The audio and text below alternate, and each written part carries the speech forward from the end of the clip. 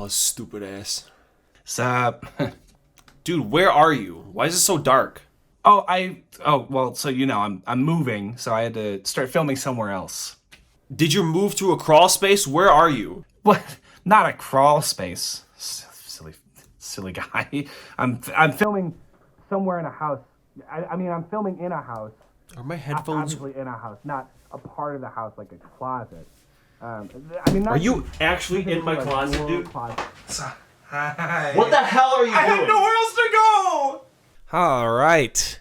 Welcome to episode 36 of the Too Bad We Didn't Get Into Cars podcast. My name is Nick Scarpin Otto. And yo estoy David Kapusha Cars. And we're on the casting couch. Yeah, I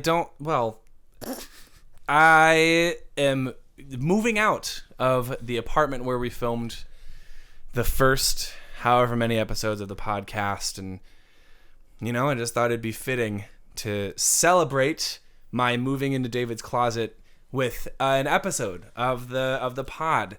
So we're a little late for the rest of Halloween, as usual. That's our usual. MO. We're just late again. But that's okay. We're having car troubles, It's just they just keep breaking down, and we don't know how to fix them. And today's car troubles is brought to you by the Mercedes-Benz W123 wagon. Get further in. Yes, these trash Mercedes-Benz that everyone thinks is no. I don't have autofocus on. Oh shoot! These trash Mercedes-Benz that everyone thinks is so cool. Yeah. But all of them are fucking trash. What year is it? On the bottom. We got to know how old this thing is. Because the orange could be a paint job, or it could just be rust. It's copyrighted in 2018. So is that a 2018? Let me see. It does kind of look like shit. It definitely. Oh, this is 1980 at the very top. Oh. Yeah, 1980 Mercedes-Benz I can't read. W123 wagon. This is a wagon. So, as you can see behind me, we have our lovely co-host Vanessa, who David hasn't seen in over 5 years. And guess how late on his what is it called? Childhood. Nope. Child safety law. No, closer. It's child support. Yeah.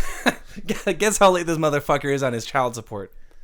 I'm sorry, baby. He's trying his best. He's do better. And behind David is where you're going to see the car for the episode. So we had this tiny thing that you can barely see, but it's fine. But you saw it in the beginning. You heard us in the beginning. We're back in person, filming right next to each other again. Which weird. It's very weird. Well, I'm moving back. We can't prove it because we don't have the master cam.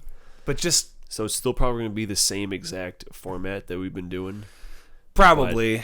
But we're not, no more Zoom call bullshit. No more Zoom call bullshit. I'm not living in Aurora anymore, or at least until the beginning of December. But every episode from here on out should, hypothetically on paper, be able to be filmed in person. So I am moving out of Aurora very soon, and it's been kind of a weird journey. It's been kind of a weird October. First of all, both of our birthdays happen in October, and we both got to celebrate turning 28. Big 28. We're finally in our double digits, and couldn't feel better about turning 28 and getting that much closer to 30. You all right? Ugh. You want to run that by us again? 30 sucks. 30 sucks. Although I will say in my what I learned going on tour video, I talk about turning 28, and I mentioned how every successful sitcom has emphasized how your 30s are the best years of your life. And one of those sitcoms in my head was Friends, and tragically, in the last week, the first of the Friends cast passed away. Fuck that. Benny from Fallout New Vegas passed away. Benny from Fallout New Vegas passed away. Right. Also, I'm pretty sure he was. From where you're sitting, this may look like a 18 karat something of bad luck. Yeah. Truth is, game was rigged from the start. Ring a ding ding, baby. I've got your back. What in the goddamn? Are you? These are all just classic Benny lines that I'm spewing off. Yeah, Matthew Perry. Have a seat, baby. Let's get this kicking. He's great. I've never played Fallout New Vegas. Was that in New Vegas? Yes. I've never played New Vegas, but now I think I should because I don't know, man. October was just a weird time. I felt like it went by way too quickly. Halloween didn't feel like Halloween this year. I didn't watch a single scary movie. It snowed. It has not snowed since. It was melted by the next day. And right now, it's like 60 degrees outside in Illinois. Unreal, man. But on Halloween, the one day where kids are expected to go outside and go door to door asking for candy, the one day a year that they're supposed to do that, it fucking snows. It downpours. Who is writing this show? Who is in charge here? Because I need to ask them very politely, what the fuck are you doing? Who decided it was a good idea to let it snow on Halloween? I bought so many Pokemon cards to hand out to kids. Really? They had at Aldi, they had these trick or trade booster packs, and every pack had 3 cards in it, and they were all ghost type Pokemon or spooky Pokemon. And so the idea is to pass them out to kids who are in big groups and then have them trade. It's a cute thing, cool. But now I'm stuck with like 46 booster packs. I'm not gonna play them. Hey, next year, man. Next year. That's fair. So David, tell us about how you celebrated your 28th birthday this year. What'd you do? God, what did I do? Because your birthday was first. Honestly, I kind of already forgot what I did. I ate a whole bucket of Jesus. Didn't we talk about this last episode? Because that was like right after my birthday. Was it right after your birthday? No, it posted right after your birthday. Or yeah, because we recorded it, I feel like the week of your birthday. Because we might have mentioned, I asked you what you were going to do. And that's why you mentioned the Jesus yogurt. Yeah, I ate a little bit of a tub of Jesus yogurt, as I call it. Yeah. We watched Terrifier 2 because it was the only chance I can make Haley watch it because she doesn't like Art the Clown, and I think it's funny. So we watched Terrifier 2. Yeah. And that was probably it. Well, you also had a bunch of us lads over, and that wasn't on your birthday, I guess, but that was like the day after or something. Yeah. Which was fun, but yeah, the day of, not much really happened. But that's okay, because sometimes it's better that way. I agree, especially as you start getting older. The less plans that you make in your adulthood, I feel like the more content my life is.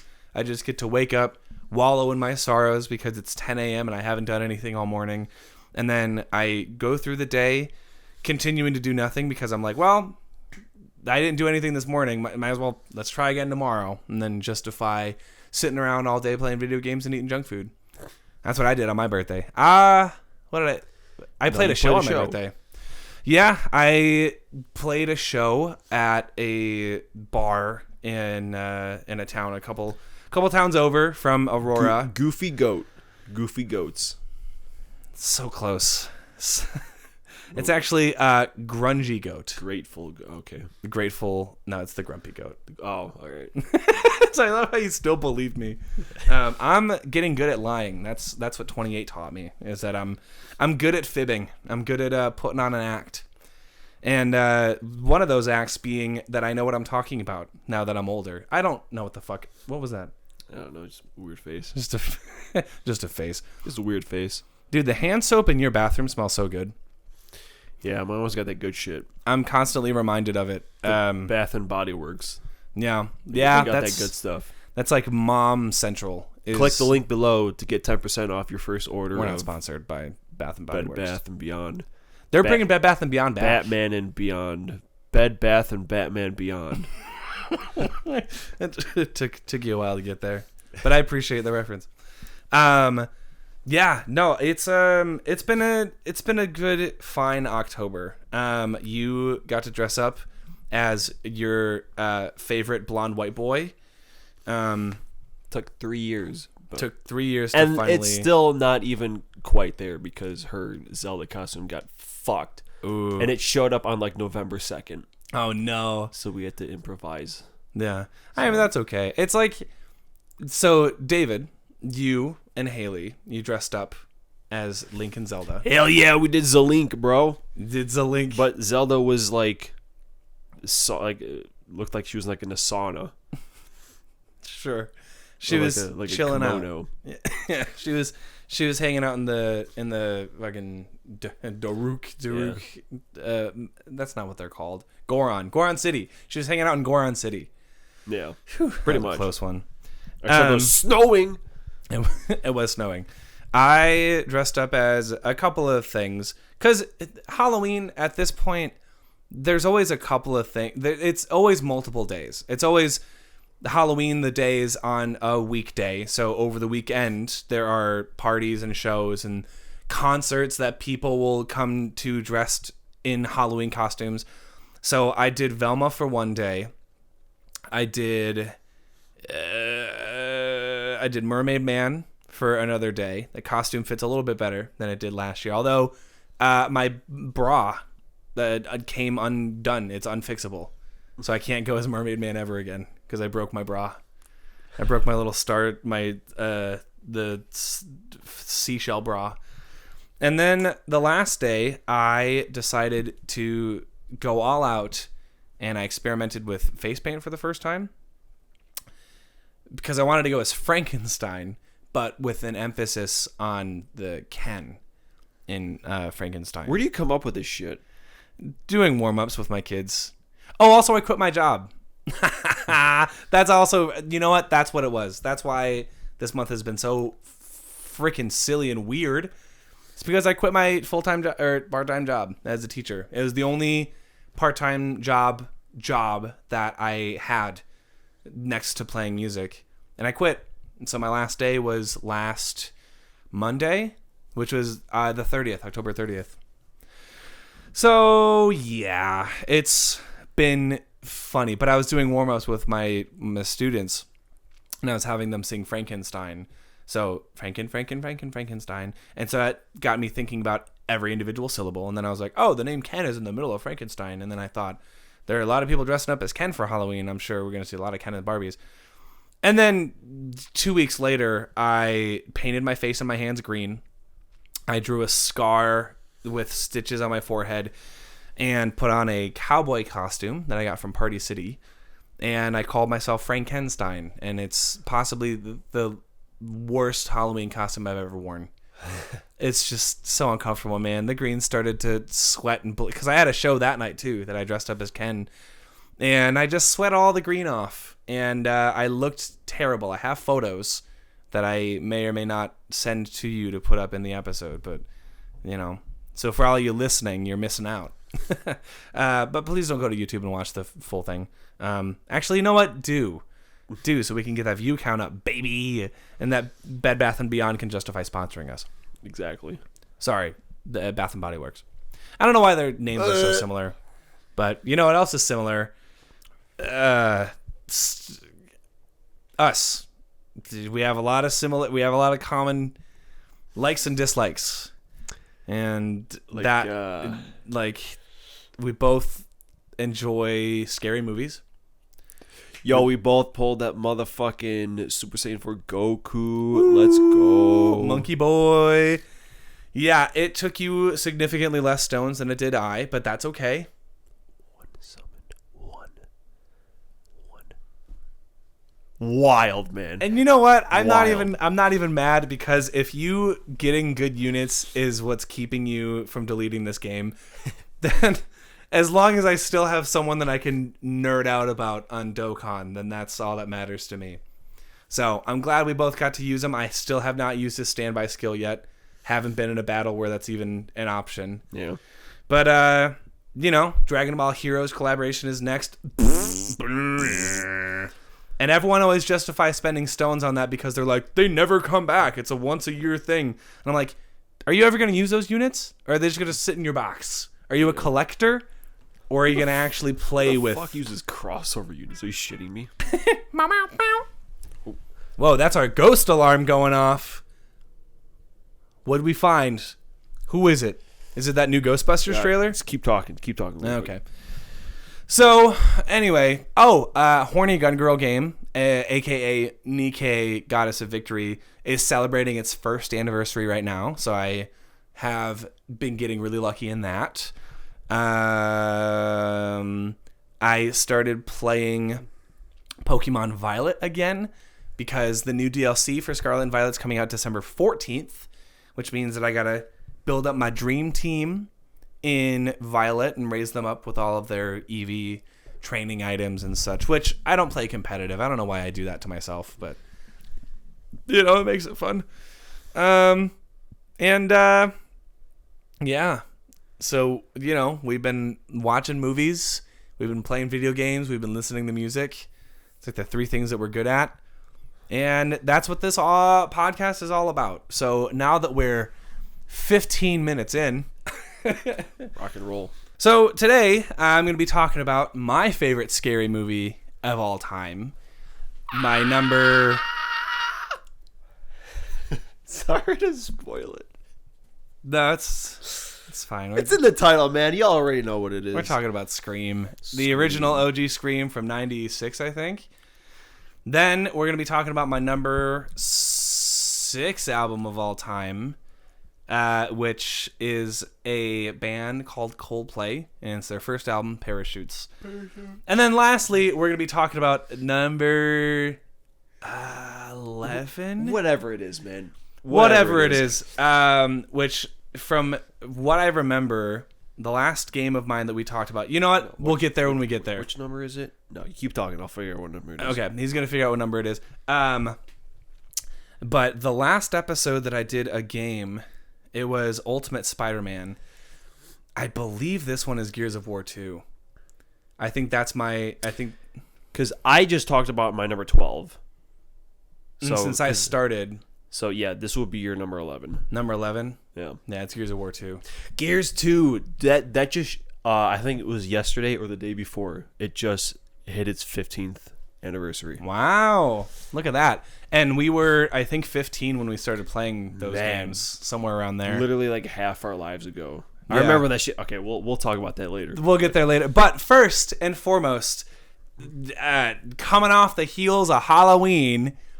we're talking about Scream, possibly the movie that signified the next wave of horror films after the 80s slasher movies. Because let's be honest, horror movies, they follow trends, right? They follow trends because companies see what is working and what is bringing audiences out. So in the 50s, it was monster movies.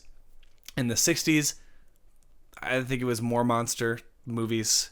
It was pretty much monster movies until like the late 70s and 80s.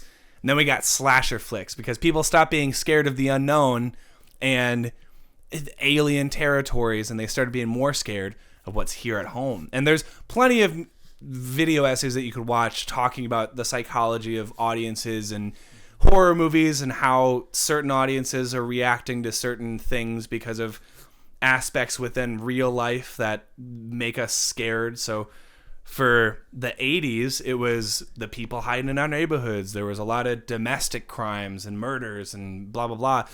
So then in the 90s, people started asking themselves, well, fucking... No, I think Wes Craven just got sick of all the bullshit, so he decided to make a movie making fun of it. That's true. And it was just really good. It was really good. The first Scream movie... So we, over quarantine, we decided to watch every single Scream movie.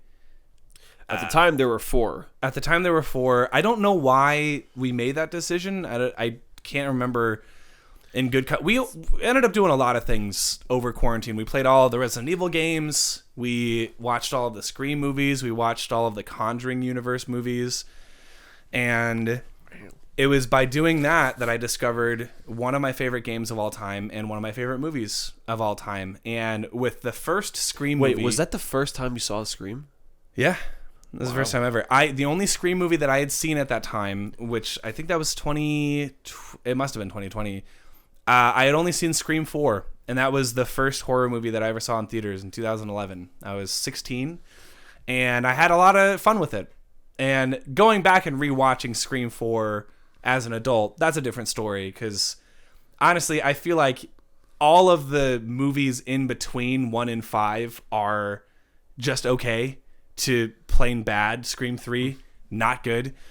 But that first one and the last one, honestly. But the first one, that's where it all started. Matthew Lillard fucking kills it. Congrats, buddy, on Five Nights at Freddy's, by the way. Everyone, fans of this series really enjoying that one, and everyone else being like, nah, it's whatever. But it's making a lot of money. It's making video games movies looking real tempting to a lot of studios. Matthew Lillard is great. All of the cast, honestly, Jamie Kennedy does a really good job as, not Dewey, that's the police officer. Jamie Kennedy is the nerdy guy, the one that knows about all the movies. Chuck.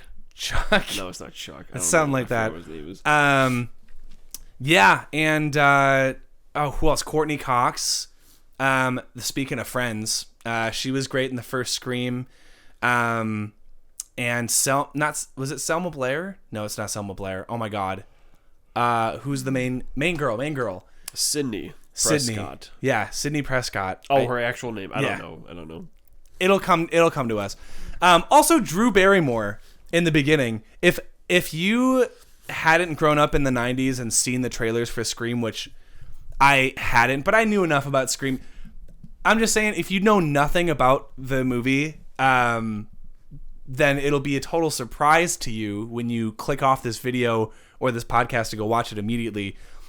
Drew Barrymore isn't the main character, but she's the first girl that you see in the movie, because the movie itself starts with it's very meta. It's essentially Wes Craven, the director of Nightmare on Elm Street and probably a bunch of other really good horror movies. That I think he did The Hills Have Eyes.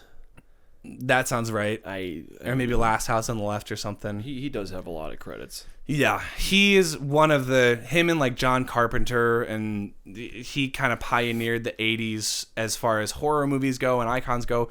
So when he made Scream, and he starts the movie with this scene of a girl watching a scary movie, and she gets a call from a guy who's like asking her if she likes scary movies and flirting with her, and then he's like, do you have a boyfriend? And she's like, why do you want to know? And he's like, oh fuck, the sound is going popular on TikTok right now too. Basically, you find out that he's been watching her the whole time, and then he murders her, and that starts the movie. I'm setting this up very poorly. It honestly might make you not want to watch the movie, but I promise it's really good. Yeah, it's just all of the trope subversion in the movie is great, where it acts as a great commentary on horror films, and also it is a great horror film on its own. It set up the idea that in a movie there can be multiple killers, which I don't know if it's probably been done before, but I think it was popularized by Scream, where at the beginning of the movie you think there's only one guy going around killing people in this ghost face costume, and then by the end you find out it's two guys, and they bought an identical costume, and they're similar in height, and that's how they're able to, it's so good, because you think that you don't know who the killer is, and then you think, okay, well, it's got to be either this guy or this guy or this guy, and then you find out that there are two killers, and you're like, no fucking way, because I didn't know that about the movie. So when we got there watching it, for me for the first time, I was just blown away. It's so fun. It's a fun, scary movie. I think that's why it's so accessible for people, especially if you don't normally like horror movies. I feel like there's a lot more to it that, because it's making fun of scary movies, it's a little bit more digestible, because you're able to laugh along with them, and then the scary things happen, and then, I don't know. It serves as a great introduction to scary movies if you're not super into the horror movie world. But I don't know. Those are just my 2 cents. It's really fun. Yeah, fun movie. The whole series is really fun, especially when you get to the later ones, and like in the universe, they make movies based on the last movie, and they call them Stab. Yeah. In the Scream movies. So that's a whole fun aspect. It really just boils down to the characters and the performances. Yeah. Because you have all the other slasher movies, and it's you like the killer. That's why you watch them. Mm-hmm. But Scream, you like the mystery and the people Yeah. and all that other jazz. You know, because you watch Friday the 13th, you ain't fucking seeing anyone in more than 2 movies, you know, other than Jason. Right. So with Scream, you can follow like the 3. You got Cindy, Dewey, and Courtney Cox. whatever, fucking Wendy. She's the Lynn, reporter. Sarah, Stephanie. No. Oh my god. Whatever.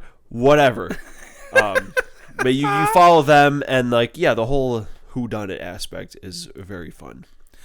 Yeah, it also, because it at its core is a meta commentary movie, they can continue to introduce characters generations after the original Scream movie came out, because you have all of the kids of the original characters, you have their kids, you have people related to Sydney. I think Sydney's cousin is in one of the movies, and she ends up being the murderer. And they always make fun of the killer's rationale too, right? Like the killer is always like, "Oh, well, I wanted to be famous because I idolized the killer from, you know, the original murders and blah blah blah." And then there's always a scene, every single movie, there's always a scene where a film nerd breaks down all of the tropes to look out for in the beginning. And so it's the entire cast, and they're always like, first of all, trust nobody, because anyone but then it gets more specific where they're like, all right, well, in a reboot, because there's no ties to the original cast, you have to, you know, you have no idea who it's going to be because they're all new characters or whatever. And then there's in Scream 5, they use a different word that was like a requel, I think. Requel, yeah. Where it was like a sequel to the reboot that is its own continuity. And so they're like, so any surviving members from the last movie, they could be the killer because, you know, for whatever reason. And it's just, the dialogue is always written so cleverly. When you're doing anything meta like that, you have to be acutely aware of how you're writing, and also the kills are getting more and more creative. Like from the newest movie, I'm sure you've seen the trailers where they're on the train and it's on Halloween and everyone is dressed up as the Ghostface killer and they're trying to run away from the murderer. And it's just the way that they handle lighting and shot composition and the suspense and the best part about scary movies is the tension and the building and the releasing of tension, and then the sudden, like, oh, nope, he was there the whole time. The 5th movie does it really well. 1st movie does it really well. Every movie in between, the horror is okay, but it's, like you said, about the characters and their progression. And at the heart of the Scream franchise is kind of a loving story about found family and how, you know, surprisingly at the end of the first one, a lot of characters survive, and you see them throughout the series, and you get to see how their relationships have developed over the years, and how Sydney moves out of the original town, and she gets called back almost like a freaking superhero, where like Nick Fury calls her and he's like, "We got one more job for you," and she's like, "God, I'm not trained. I'm not." Well, and then she ends up getting trained. Anyway, Neve Campbell is her name, who plays Sidney Prescott. So, anyway, yeah, man, the Scream movies, specifically the first one, it's always a good time, and the Ghostface mask, at least for the better part of the 2000s, was like the most popular simple costume. I was Ghostface like 3 times as a kid. Oh yeah, it's just easy. a black robe and a mask, and then one of those. One time I had one where blood. I had like a pump, and like blood came down the mask. It was pretty cool. Yeah. But it smelled like shit. Those masks smelled terrible. Like the rubber. Yeah. Yeah. I still remember that damn smell. It's the worst. It never goes away because you wear it all day and then you sweat in it. And then you take it off to eat candy and you realize just how sweaty you are. And then when you go to put the mask back on, you're like, oh, dude, this fucking sucks. But anyway, yeah, no, just go, oh, no, it's not Gears 2. You bastard. I know. I'm sorry. I didn't think I had it written down. Or is that later? Yeah, it's a little later. Damn. Yeah.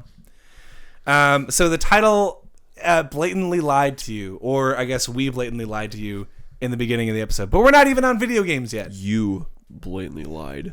I did blatantly lie. Anyway. So moving on. Music first. Moving on to music first.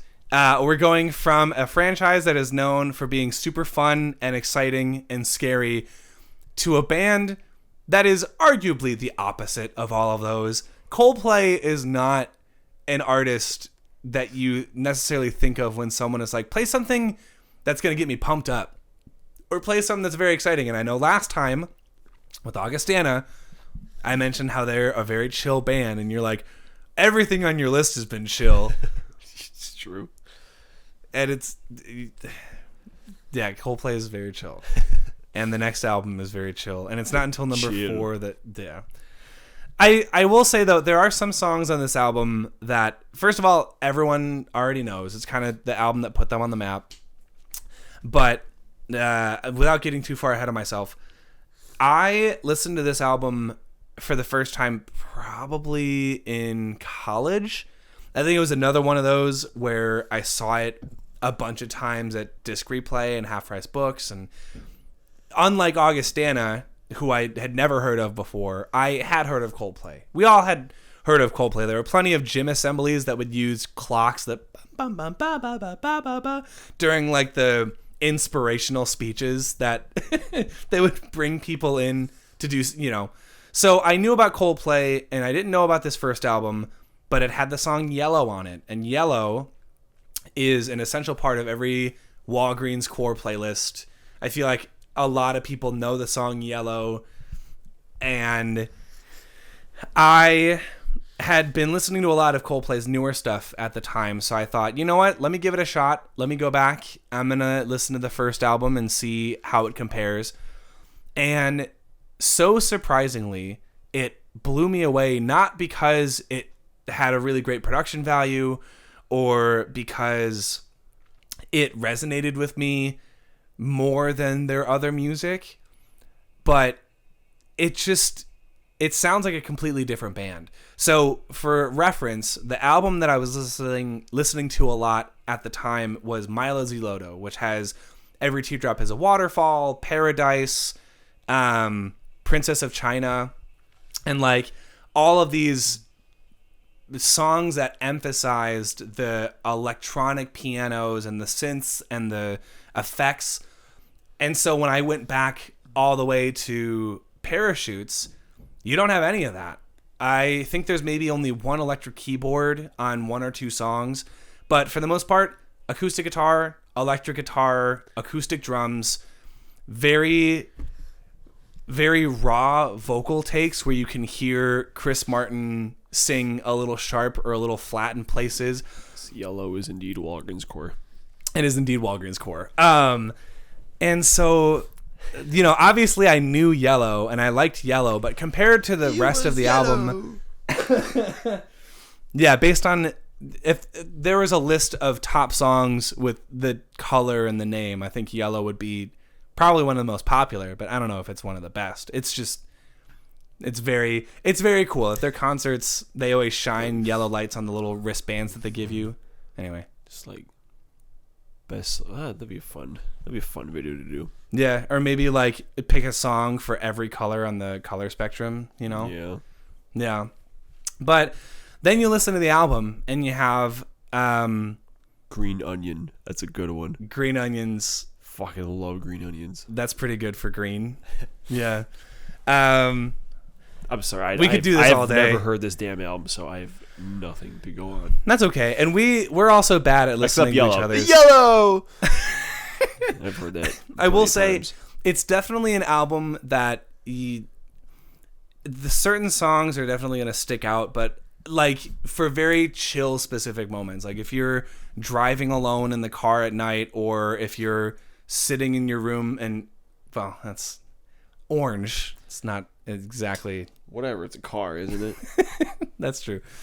Yeah, it's a very situation specific album, but when you're in the right situation and you need something chill and atmospheric to listen to, this is it. Yeah, you got songs like Shiver, which is a pretty good upbeat acoustic rock song. You have songs like Spies, which is, I think, right after Shiver, and it is like a 5.5 minute atmospheric sort of Pink Floyd-y sounding song. Then you get into Sparks and not Spiders. I can't remember what that... I think it might be Spiders. I don't know. Just so many songs on here. I don't think there's a single song that I don't like.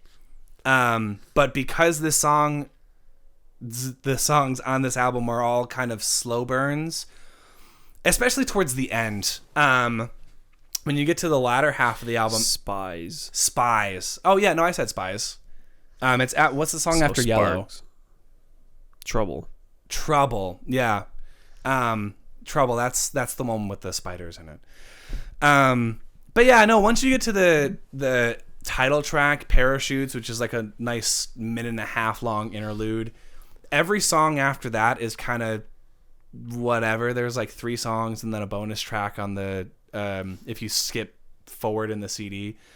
Which, can we bring that back? Like, if we bring physical media back, can you bring back hidden tracks?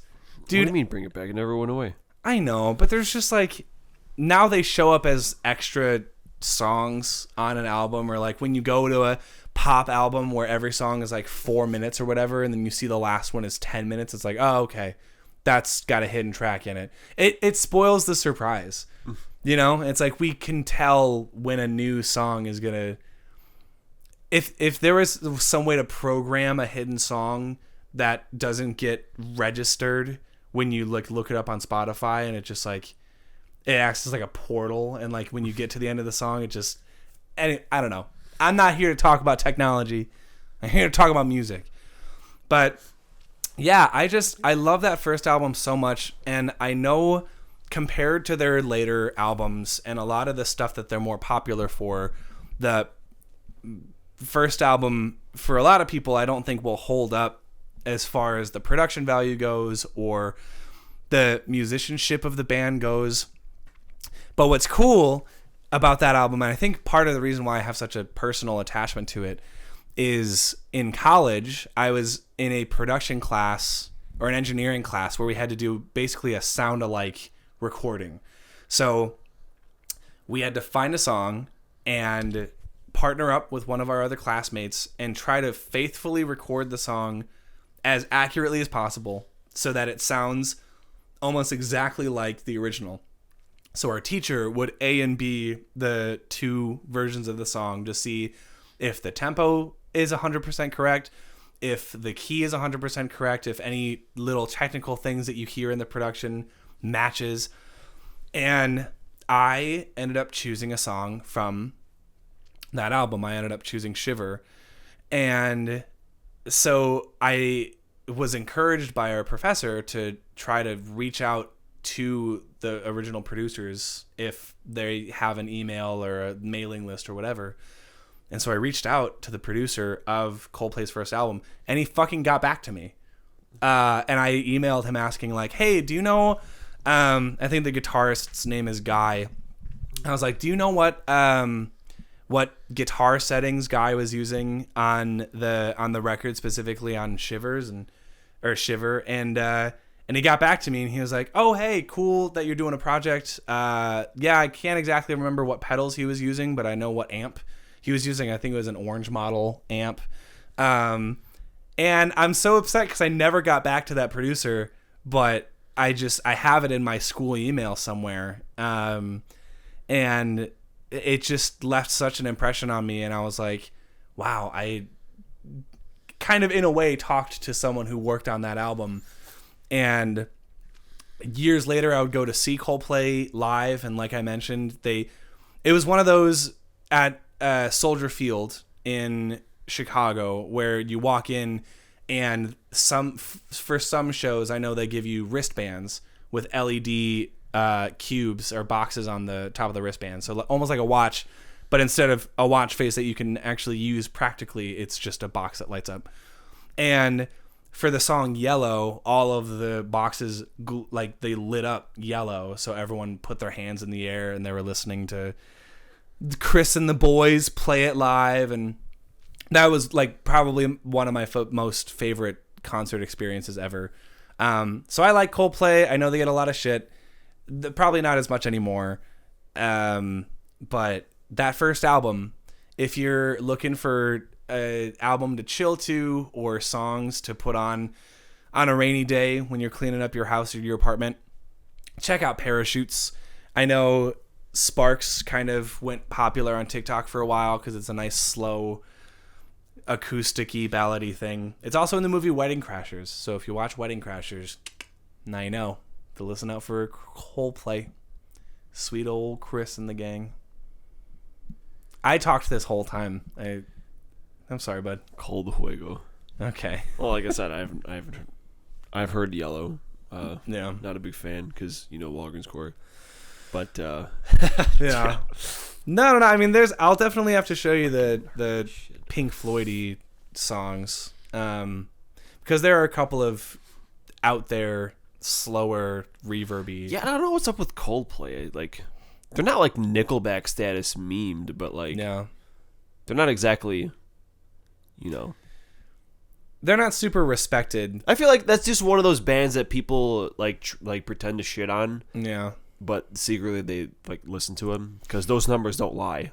No. There's a lot. There's like 2 fucking million Yeah. listens or some shit on that song. So, Which is, it's ridiculous in one aspect because there are some bands that I look up on Spotify that have way less listeners than I imagine, or way more. And Coldplay, I think they're one of the only bands where like the popularity kind of makes sense, or it did for a little bit. I don't know if people are listening to Coldplay a whole lot anymore, but yeah, 66 million monthly listeners. oh my god, Yeah, you motherfuckers are definitely listening to that shit.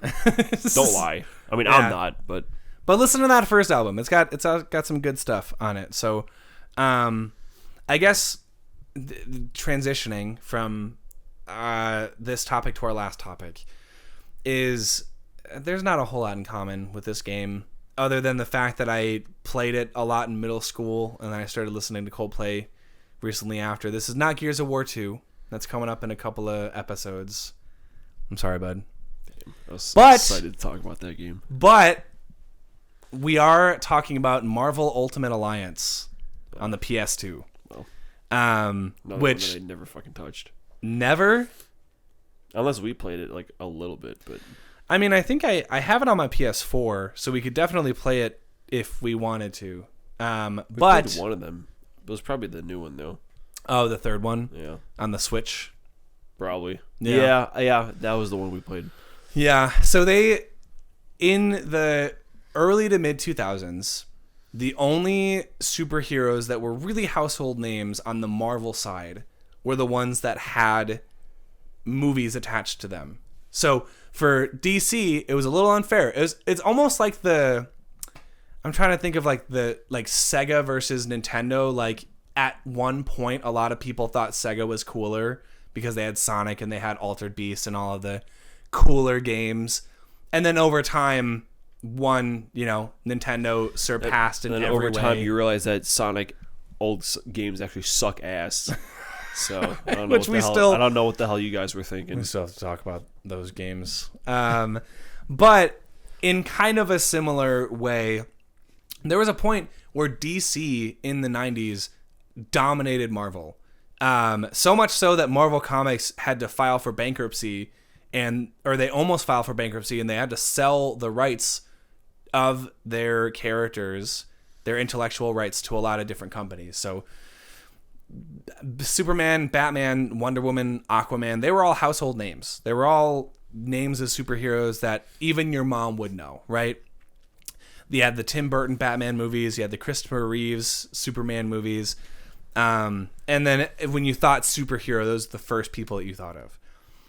Flash forward to the late 90s, early 2000s, Marvel, who has sold their rights to some characters to different production companies, these characters of theirs start being put into the general public's conscience. So you had the X-Men movie that came out in the early 2000s with Hugh Jackman as Wolverine.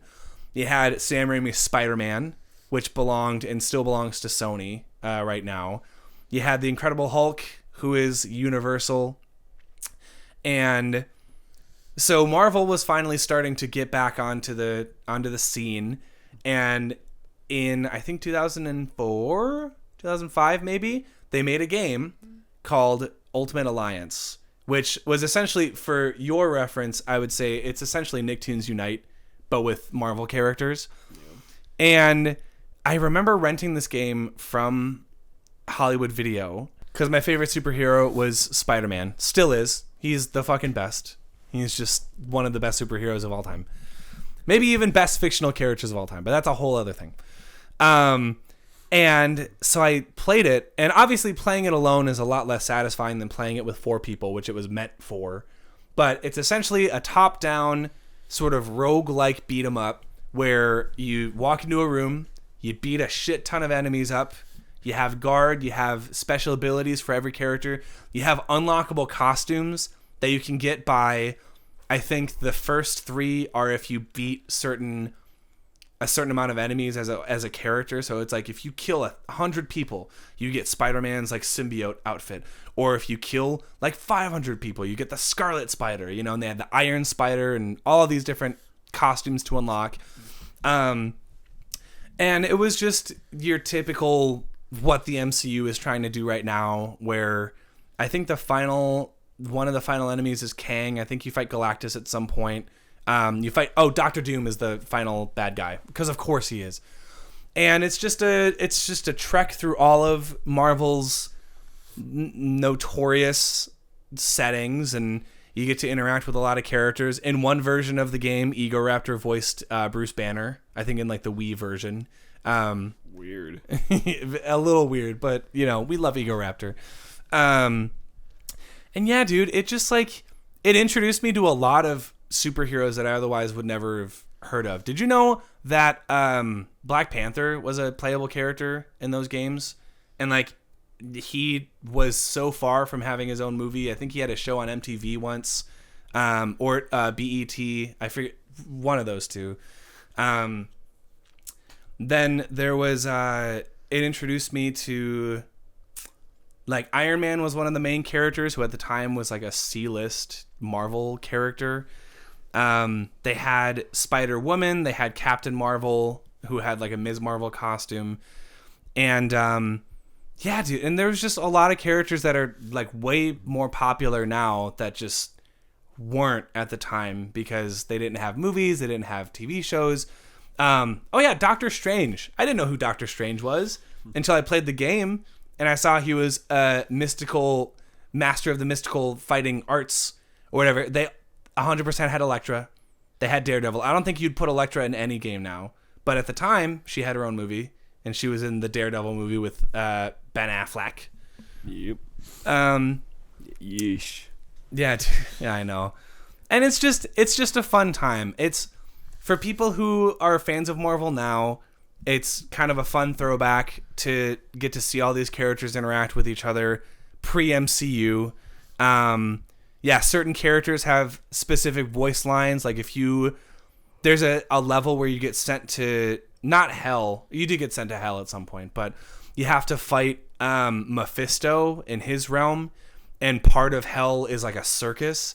So if you go into the circus with a party that has like Blade and Ghost Rider and like the Midnight Sun characters, you'll end up interacting with certain enemies with unique voice lines because you're playing with, you know, Johnny Blaze or whatever. And it had so much replay value because like, dude, when are they gonna bring Ghost Rider back, man? He's so cool. I love Ghost Rider, man. He was my favorite. Like, they brought him in like the Agents of S.H.I.E.L.D. like cameo, and like that was it. No, I mean that was man. That was I forget. Robbie Multiverses. Bring the Cajun, man. Bring him in. Let's go, dude. I would pay good money to see Nick Cage as Johnny Blaze one last time. Bring him in. Yeah, Dude, have you that's a different subject, but yeah, Ghost Rider, he was one of my like or I guess after Spider-Man, when his movie came out, I fucking loved Ghost Rider. Like I would get figurines of Ghost Rider, and I just liked fire at the time. I might have grew up to be an arsonist if I didn't discover music, but I was very into fire type Pokemon. I was into fire centric superheroes. And it was just cool. But now I'm much more chill of a guy. I like water types. Scorpio's a water sign, you know? So I like the beach. But anyway, that's getting off topic. Yeah, they made a couple of Ultimate Alliance games after that. They released DLC for the first one exclusively on PS3 and Xbox 360 that added Venom, I think. I don't think the Hulk was in the original game. I think they added the Hulk in the DLC too. And then they had a second game, which people didn't like as much. And it essentially killed the franchise because all of the new character designs were whack, and it was, I think, based off Civil War, like the original run of Civil War. And then years later, I remember being at the midnight release of Super Smash Bros. Ultimate. I was in a GameStop for a couple hours because we were waiting till the end of the night to pick up the game. But the Game Awards were happening at that time. And they showed off the trailer for Marvel Ultimate Alliance 3, and I got so giddy inside. I was already giddy because I was picking up Super Smash Brothers, but when I watched the trailer for the third one, it just brought up all of these memories of playing the first one alone in my room on the PS2. So, yeah, man, maybe once I settle in to my new place, you can come and start a campaign of Marvel Ultimate Alliance and see how you like it. And then maybe we can, you know... That's a top-down games are a hurdle for me, man. It's... Baldur's Gate 3 might be a masterpiece, but I'm sorry, I'm never touching it because I hate top-down. This one feels a little... I think it feels a little better. At least from what I remember. So we'll have to see. But as far as superhero games go on my list, that is the last one. So, I mean, I guess I had Ultimate Spider-Man right before this. I definitely have one coming up. Probably much later because I fucking love that game. God. Yeah, dude. We have so many games to talk about still. We have so many movies, so many albums. But for now, I'm just glad that we get to talk about them in person again. It's good. It's good. It's going to be a fucking couple of episodes before I get to that one. But yeah. Yeah, we'll see where we're at by episode 50, which I know is in probably half a year from now. But I don't know, man. I'm just in this time in my life, in this point where a lot of change is happening and a lot of scary new things are waiting for us. I'm just happy that I still get to do a podcast with you and talk about things that we like. Do you want to get that checked out? God, I just blew up my knee. It hurts. Are you all right? Oh, jeez. You're going to interrupt me in this sentimental, I'm sorry, vulnerable moment. I just destroyed it. It hurts. Well, we're going to get David to an emergency room, but before we go, just want to say thank you all, lovely passengers, for sticking around this long. We started doing this podcast in my apartment in Aurora, and you know, there's just, and I recognize that, like, do at least one more. Like, we have to, right? What? We have to get up there and like do a last one over there. Oh, in Aurora? Yeah, just to say goodbye to it all. Goodbye, dude. That might be up. No, it's not gonna be 40. It should be in the next one. So unless we crank these fucks out. I mean, we'll see how many we can get recorded, but yeah, no, we got a lot of holidays coming up. We got a Thanksgiving episode, we got a Christmas episode, we got a New Year's episode, and then we got a Valentine's Day episode where we're actually gonna play Matchmaker and get all of our friends' dates for Valentine's Day. We're both gonna be dressed in Cupid outfits, wearing diapers and nothing else. And it's going to be the best time for love ever. But until then, thanks for being here. Thank you, David, for letting me shove all of the things that I enjoy in your face. And I have no idea about. It's fine. It's fine. I knew Scream. I watched Scream. Yeah, that's 1 for 3. That's not one. It's not a bad record. Thank you, Vanessa, for choosing to trust David after all this time of not seeing him. And